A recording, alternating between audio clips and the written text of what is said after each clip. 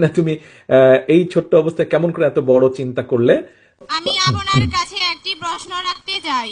নিশ্চয়ই নিশ্চয়ই ফারজানা। ফারজানা। সাবেক প্রধানমন্ত্রী বেগম খালেদা জিয়া প্রাথমিক শিক্ষাকে বাধ্যতামূলক ও অবৈতনিক করেছিলেন, কিন্তু বর্তমানে প্রাথমিক বিদ্যালয়গুলো বলা চলে ছাত্রছাত্রী শূন্য।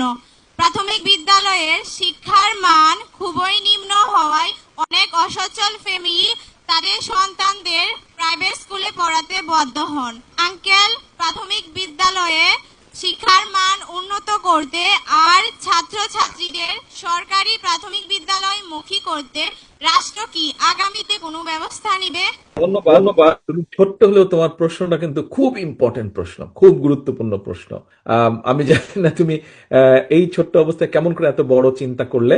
তোমাকে সেই জন্য আন্তরিকভাবে ধন্যবাদ। এত বড় একটা সুন্দর ইম্পর্টেন্ট জিনিস তুমি চিন্তা করেছো। হ্যাঁ ফারজানা, আমি সবসময় বলি, আমি সবসময় মনে করি, আমাদেরকে যদি দেশটাকে সুন্দরভাবে গড়ে তুলতে হয়, তাহলে আমাদেরকে সবচেয়ে বেশি জোর দিতে হবে প্রাথমিক শিক্ষার উপরে, প্রাথমিক স্কুলগুলোর উপরে, প্রাথমিক স্কুলের শিক্ষক শিক্ষিকাদের উপরে এবং প্রাথমিক শিক্ষার্থীদের উপরে।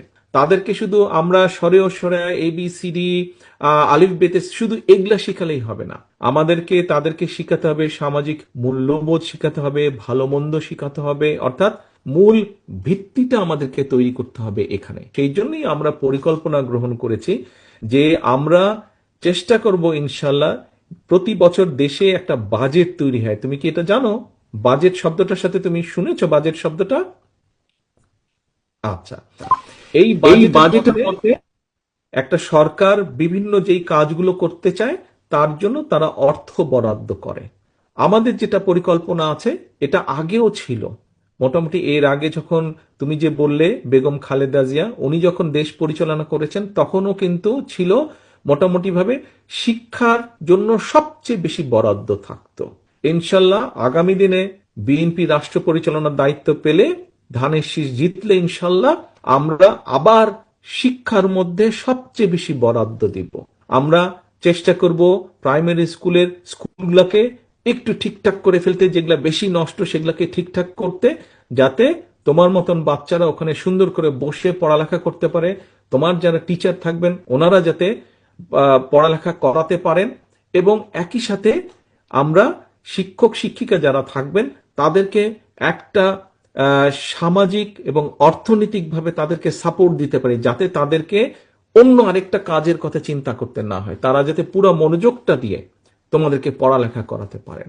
কাজেই আমাদের মূল বিষয়টাই হচ্ছে, এমনকি ফারজানা আমি জানি না তুমি কতটুকু আঙ্কেল এটা বুঝতে পারবে, আমাদের দেশে আমরা মানি না মানি একটা কথা আছে, দুর্নীতির একটা প্রকোপ আছে, মানে দুর্নীতি বিভিন্ন জায়গায় আছে।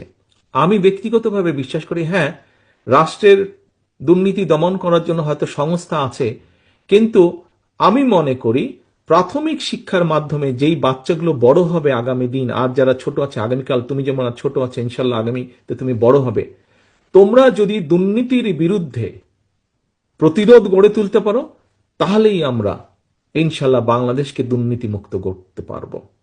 কাজেই এই যে দুর্নীতিকে ঘৃণা করা, দুর্নীতির বিরুদ্ধে প্রতিবাদ গড়ে তোলা, এই শিক্ষাটাও আমাদেরকে প্রাথমিক লেভেলের যে শিক্ষা ব্যবস্থা সেইখানে আমাদেরকে এটা ইন্ট্রোডিউস করতে হবে, এবং প্রাইমারি টিচারদের মাধ্যমে তোমার মতন যারা স্টুডেন্ট আছে তাদের ভিতরে আমাদেরকে এটা ইনগ্রেভ করে দিতে হবে যে হ্যাঁ, দুর্নীতি খারাপ জিনিস।